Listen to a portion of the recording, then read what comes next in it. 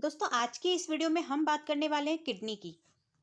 Kidney कहाँ होती है, किडनी के क्या फंक्शंस होते हैं और किडनी के फेल होने पर क्या होता है, इन सब के बारे में हम आज इस वीडियो में जानेंगे। तो सबसे पहले तो ये जानते हैं कि मानव शरीर में किडनी कहाँ पर होती है। तो शरीर में दो किडनी होती है जो रीढ़ की हड्डी के दोनों तरफ पीठ की और पसलियों के नीचे होती है। ये दोनों बीन्स की शेप में होती है, यानी राजमा की जैसी दिखाई देती है। बीन्स की शेप में ये जोड़े में यानी पेयर में एक साथ काम करते हैं और हार्ट से आने वाले यानी हृदय से आने वाले ब्लड का लगभग 25% लेते हैं, क्योंकि ये छोटी फिल्ट्रेशन यूनिट नेफ्रॉन की हेल्प से ब्लड को साफ करते हैं ताकि ब्लड की जो गंदगी है वो साफ हो जाए। किडनी पेट के पिछले हिस्से की तरफ ज़्यादा होती है, इसलिए ये सेफ रहती है। किडनी के अंदर उसका बाहरी गहरी लाल हिस्सा कॉर्टेक्स कहलाता है।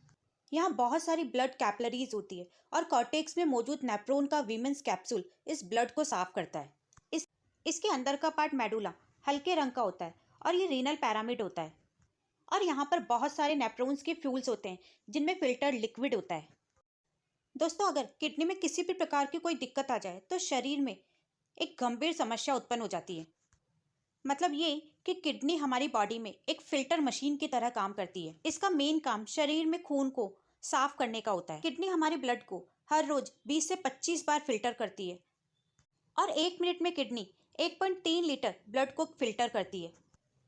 किडनी बॉडी में वाटर लेवल को मेंटेन करती है और वेस्ट मटेरियल को बाहर निकालती है। मतलब ये कि किडनी हमारे ब्लड को तो क्लीन करने का काम करती ही है, साथ ही बॉडी की गंदगी को भी यूरिया और यूरिन के थ्रू बाहर निकालती है। तो अब ये देखते हैं कि किडनी किस तरीके से काम करती है। हमारी बॉडी में बहुत सारे केमिकल रिएक्शंस होते हैं और इन केमिकल रिएक्शंस से वेस्ट मटेरियल भी हमारे खून में आ जाते हैं। अब ये वेस्ट मटेरियल आता कहाँ से है? तो हम जो दिन भर खाते हैं पीते हैं उन्हीं में वेस्ट मटेरियल भी होता है। हमने जब डाइजेस्टिव सिस्टम पढ़ा था तब हमने देखा था कि लास्ट में एनस के थ्रू वेस्ट मटेरियल यानी मल बाहर निकल जाता है। सेम यहाँ पर भी जो ब्लड में वेस्ट मटेरियल होता है वो यूरिन के थ्रू बाहर निकल जाता है। तो जब वेस्ट मटेरियल भी हमारे खून में आ जाते हैं और फिर यहीं से ब्लड जाता है किडनीज में। जो ये रेड कलर के पाइप्स आपको दिखाई दे रहे हैं वो किडनीज में गंदा खून लेकर आते हैं और ये ब्लू पाइप्स किडनीज से फिल्टर ब्लड को पूरी बॉडी में पहुंचाते हैं। तो ब्लड किडनीज में आता है इस पाइप से और इस पाइप को अब्डोमिनल अयोरेटा कहते हैं। तो अब्डोमिनल अयोरेटा से ब्लड किडनीज में आता है और किडनी में जो चीज़ ब्लड को फिल्टर करती है उसे नेफ्रॉन कहते हैं। और एक किडनी में लगभग 10 लाख नेफ्रॉन्स होते हैं और दोनों किडनीज के 20 लाख नेफ्रॉन्स मिलकर ब्लड को क्लीन करने का काम करते हैं। अब देखते हैं कि नेफ्रॉन्स क्या होते हैं। नेफ्रॉन में नसें बहुत ही ज़्यादा पतली होती है और इसकी नसों में छोटे छोटे छेद होते हैं। ये नसें बिल्कुल एक छलनी की जैसे होती है और जब ब्लड इन नसों से निकलता है तो ब्लड में जितने भी मॉलिक्यूल्स होते हैं जैसे ग्लूकोज, अमीनो एसिड, सॉल्ट और वाटर मॉलिक्यूल्स, ये सब के सब ब्लड से बाहर निकल जाते हैं। लेकिन घूम फिर के ये सब वापस आ जाते हैं, जैसे glucose, amino acid, nephron, and तक पहुँचते पहुँचते ये सभी चीज़ें वापस आ जाती है और इसी तरह से फिल्टर ब्लड बॉडी में वापस आ जाता है। और फिर नेफ्रॉन के एंड में जो वेस्ट बच जाता है उसमें यूरिया और वाटर होता है और फिर वहाँ से ये वेस्ट यूरेटर से होता हुआ चला जाता है यूरिनरी ब्लडर में और फिर ये वेस्ट यूरिनरी ब्लडर में स्टोर हो जाता है। दोस्तों ये यूरिनरी ब्लडर स्ट्रेचेबल होता है। जैसे यूरिन ब्लडर में आता है यूरिनरी का साइज़ बड़ा हो जाता है, लेकिन एक टाइम के बाद ब्लडर भर जाता है और फिर हम यूरिन के थ्रू उसे खाली कर देते हैं।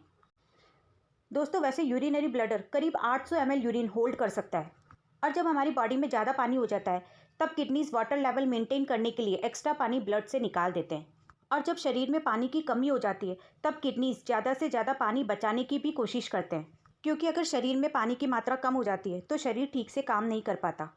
सही मात्रा में यूरिन रिलीज़ करने से बॉडी को यूरिन इन्फेक्शन का खतरा भी नहीं होता। इसलिए हम ये कह सकते हैं कि किडनी यूरिन इन्फेक्शन से भी बचाती है। जब हमारे ब्लड में किसी भी प्रकार की खराबी आ जाती है तो इससे हमारी बॉडी में कई सारी परेशानियां होने लगती है। इसमें से एक मेन परेशानी है हार्ट की, यानी दिल की, क्योंकि जब हमारा खून सही तरह से साफ़ नहीं होता तो इससे हमारा हार्ट ऐसे ब्लड को ठीक तरह से पंप नहीं कर पाता और जब हमारा हार्ट हमारे ब्लड को ठीक तरह से पंप नहीं कर पाता तो इससे हमें हार्ट ब्लॉक और हार्ट अटैक आने की संभावना बढ़ जाती है।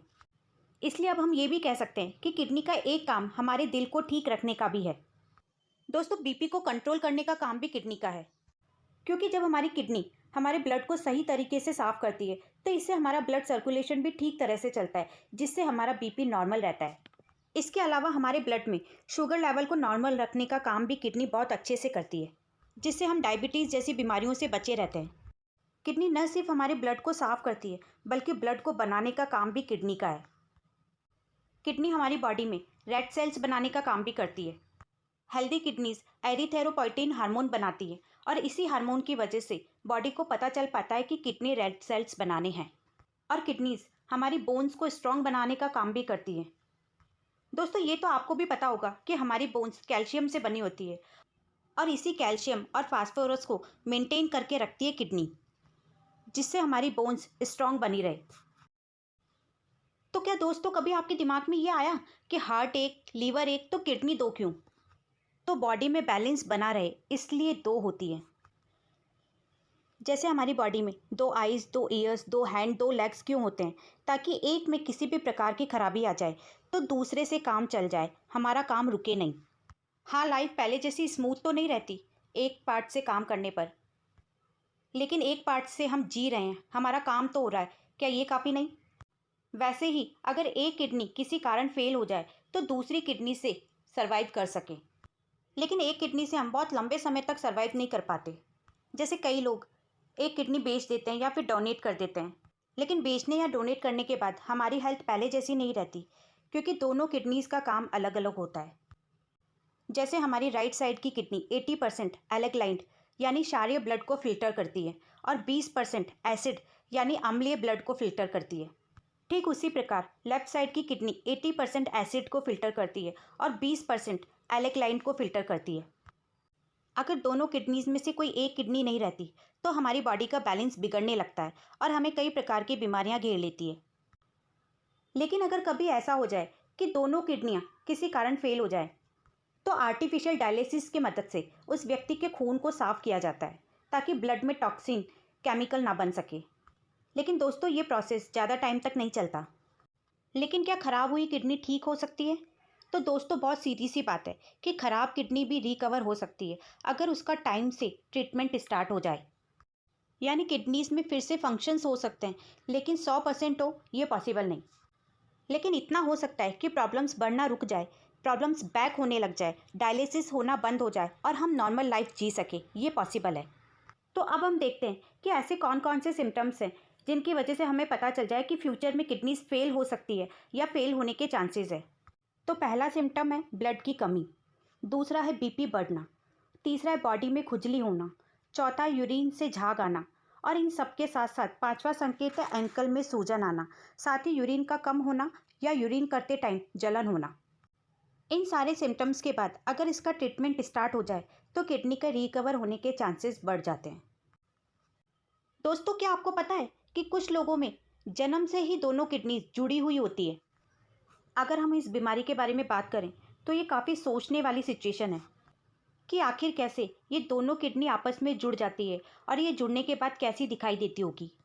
हॉर्सशू किडनी को किडनी का विलय यानी रेनल फ्यूजन भी कहा जाता है, क्योंकि इस रोग में दोनों किडनियां आपस में जुड़कर घोड़े के पैर की नाल की शेप में आपस में जुड़ जाती है। इन सारी बातों को समझने के लिए सबसे पहले ये जानना जरूरी है कि हॉर्सशू किडनी रोग होता क्या है। उसके बाद हमें इस रोग से होने वाली दिक्कतों का अंदाजा भी लग जाएगा। हॉर्सशू रोग में बच्चा जन्म से पहले से ही इस समस्या से ग्रसित हो जाता है और जैसे जैसे बच्चे का विकास होता है वैसे वैसे उसकी किडनी पेट के निचले हिस्से की ओर से बढ़ती जाती है और एक समय के बाद वो नीचे की ओर से जुड़कर घोड़े के पैर की नाल का आकार ले लेती है। दोस्तों, वैसे तो ये रोग बहुत ही रेयर होता है, लगभग 500 बच्चों में से किसी एक को होता है और एक रिसर्च के अनुसार ये पता चला है कि ये रोग लड़कियों की तुलना में लड़कों में ज़्यादा पाया जाता है। और हॉर्सशू किडनी का भी तब पता चलता है जब शरीर में किसी प्रकार की दिक्कतें आने लगती है, जिसके लिए जब हम अल्ट्रासाउंड करवाते हैं तब जाकर कहीं हमें पता चलता है इस समस्या के बारे में। हॉर्सशू रोग बढ़ती उम्र के साथ परेशानियां देने लगता है और इस बीमारी के कुछ संकेत होते हैं, जैसे यूरिनरी ट्रैक्ट में इन्फेक्शन होना, बार बार किडनी में स्टोन बने रहना, हमेशा शरीर में बेचैनी रहना, यूरिन रिलीज करने में ब्लड का निकलना, यूरिन रिलीज़ करते टाइम असहनीय दर्द होना। कई बार तो ऐसा भी होता है कि यूरिन आता ही नहीं है। हमेशा पेट में दर्द बने रहना। और ऐसा भी हो सकता है कि किडनी काम करना ही बंद कर दे। हॉर्सशू किडनी होने से टर्नर सिंड्रोम होने का खतरा भी बढ़ जाता है, जिससे बच्चे की लंबाई रुक जाती है। इसके साथ ही हॉर्सशू किडनी रोग में hydronephrosis, kidney cancer, polycystic kidney रोग और स्पाइना बिफिडा रोग होने का खतरा बढ़ जाता है। तो ये थी कुछ खास जानकारियाँ किडनी और हॉर्सशू किडनी रोग के बारे में।